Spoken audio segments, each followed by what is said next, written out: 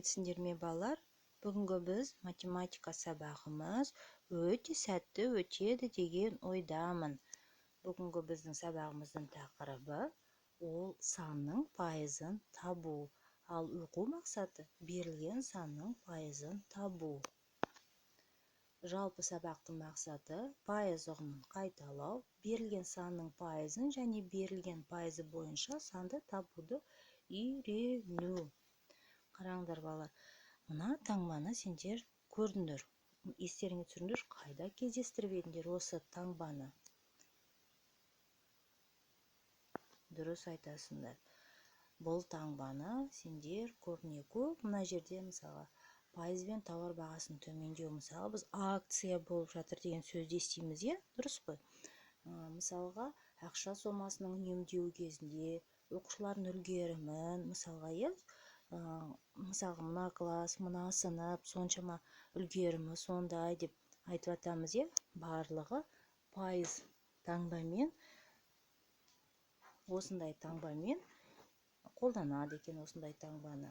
Тұқымның өсуін, қарыз ақша үшін төле, мысалы банк қарызы, өсу қарқыны және тағы да сол сияқтылар. Жақсы, енді пайыз деген не? Сол сұраққа жауап беріп алайық. Пайыз санның өлшеміне қарамастан қарапайым адам үшін сандар мен амалдар орындау үшін қажет ыңғайлы салыстырмалы өлшем екен. Бұл өз кезегінде кез келген санды келтіруге болатын масштаб. 1% 100-ден 1 бөлік. Енді кез келген өлшемді 1 сан деп санай отырып 100% ретінде аламыз. Онда жаңағы айтып өткендей, пайыз дегеніміз ол 100-ден 1 бөлік. Ендеше 1% ол 100-ден 1 бөлік, немесе 0,100-ден 1. Сонымен пайызды бөлшек не натурал санмен жазу үшін біз берілген санды 100-ге бөлуіміз қажет. Мысалы, 3% табу үшін біз 3-ті 100-ге бөлеміз. Ол тең болады екен 100-ден 3, ол тең немесе 0,10 ондық бөлшектерінен 0,100-ден 3.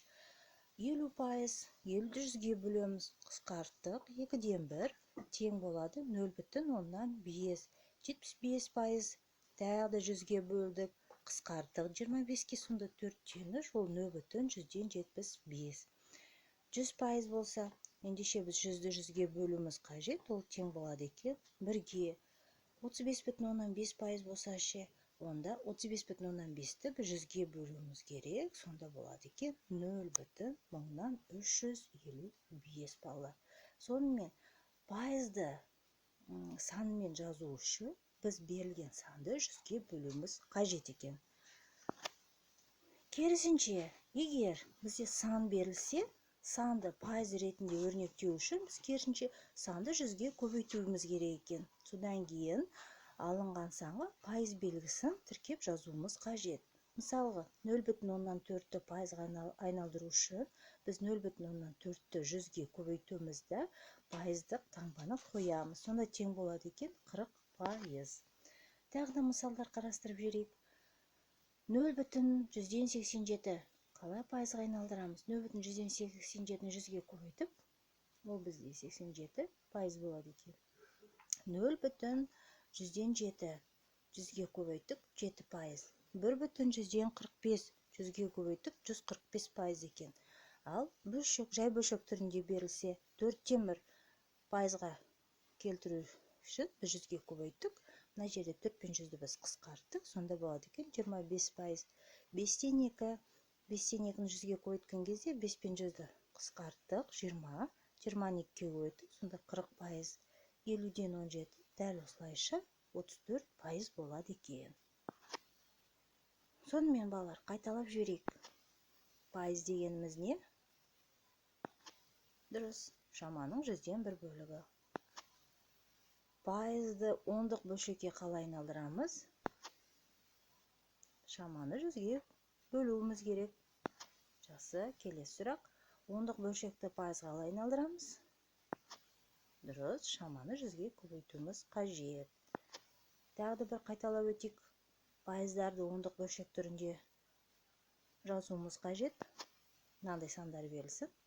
Пайызбен 3%, 21%, 30%, 56%, 80%, 110%, 14,16%. Оны біз ондық бөлшек түрінде қалай жазамыз? Яғни біз не істеуіміз керек? 100-ге бөлуіміз керек. Ал, қанша болады екен? 0,103, 0,121, 0,3, 0,156, 0,8, 1,1, 0,146 болады екен. Келесі ондық бөлшектерді пайыз түрінде жазуымыз керек. Ол үшін біз не істеуіміз керек еді? Мына сандарды 100-ге көбейтіп, пайыз таңбасын қоюымыз қажет. Сонда қандай сандар шығады екен? 5%, 60%, 860%, 130%, 12,04%, 71%, 48%. Жақсы. Балалар, мынандай тапсырма орындайық. Мынандай кесте берілген. Сол кестеде жай бөлшек, ондық бөлшек, сосын пайыз. Мынау суретке қарап, біз соны жазуымыз керек. Бірінші суретке қарайықшы. Шеңбер 4 бөлікке бөлінген. Ендеше біз боялған бөлігін аламыз. Жай бөлшек түрінде өрнектесек, ол бізде 4/1. Ал ондық бөлшек түрінде өрнектесек, ол бізде 0,125. Пайызға айналдыру үшін, жаңағы айтқандай, 100-ге көбейтуімізді пайыз таңбасын қоямыз. Ендеше 0,125-ті 100-ге көбейттік, ол бізде 25 болады. Пайыз таңбасын қойдық, 25%. Қалған 4 тапсырманы балалар, 4 суретті осылай толтыра қоясыңдар. Келесі есеп санның пайызын тағы да қалай табуға болады? Тұздалған қиярдың 80%, 8% тұз.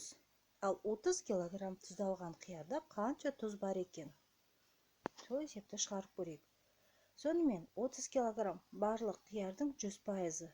Оны біз 1%-ын тауып алу керек еді. 30-ды 100-ге бөліп 0,03 кг.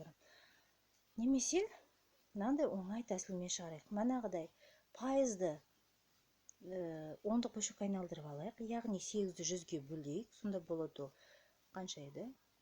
0,108. Содан кейін 30-ға көбейтейік. Сонда шығады екен 2,04 кг. Сонда 30 кг тұздалған қиярда 2,04 кг тұз болады екен. Сонымен қайталап жүрейік. Санның пайызын табу үшін бірінші не істеуіміз қажет?